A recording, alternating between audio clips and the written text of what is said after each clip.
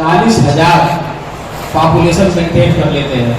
40,000 population का मतलब एक जो गन्ना जमा और उसके किनारे किनारे जो सूट थल्ले निकलते हैं, तो जब तो बीच में जमता है उसको मदर सूट करते हैं और किनारे जो निकलते हैं उसको पिलर्स करते हैं और इन दोनों को मिला करके सूट्स करते हैं।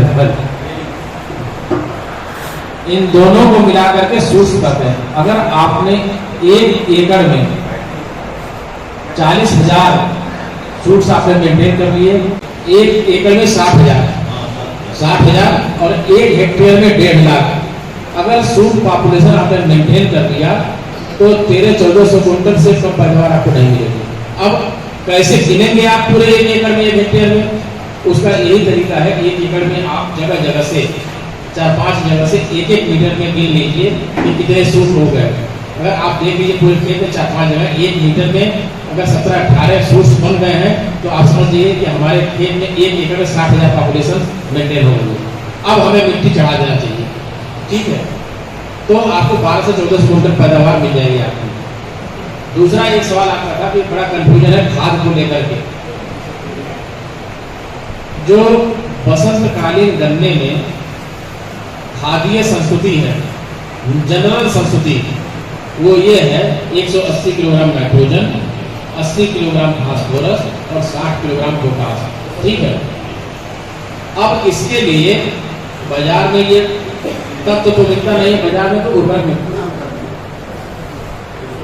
आप टैली कर लीजिएगा। आपका ये कहना था कि हमको कई जगह से जो खाद की संस्कृति मिली है, तो आपकी क्या है बता दीजिए, हम टैली कर रहे हैं, आप नहीं कर लीजिएगा।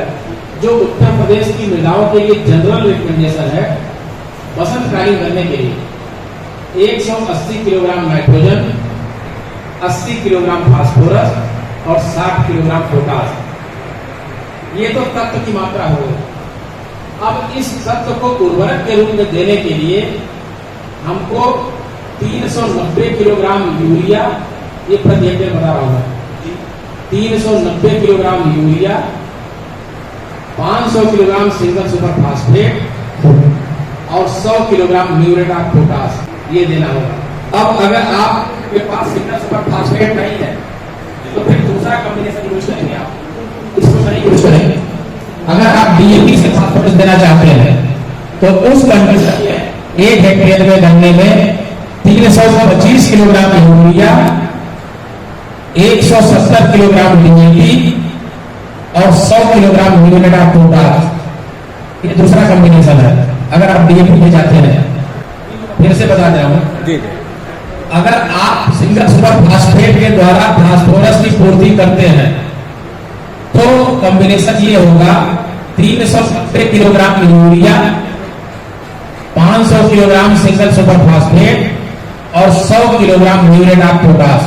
अब दूसरे पे आइए, अगर आप डीएपी से देना चाहते हैं तो आपको ये कॉम्बिनेशन देना है 325 किलोग्राम यूरिया, 170 किलोग्राम डीएपी और 100 किलोग्राम म्यूरेट ऑफ पोटास। एक विकल्प और है एनपीके 12-32-16, तो 325 किलोग्राम यूरिया, 5 बोरी एनपीके और 80 किलोग्राम म्यूरेट ऑफ पोटास।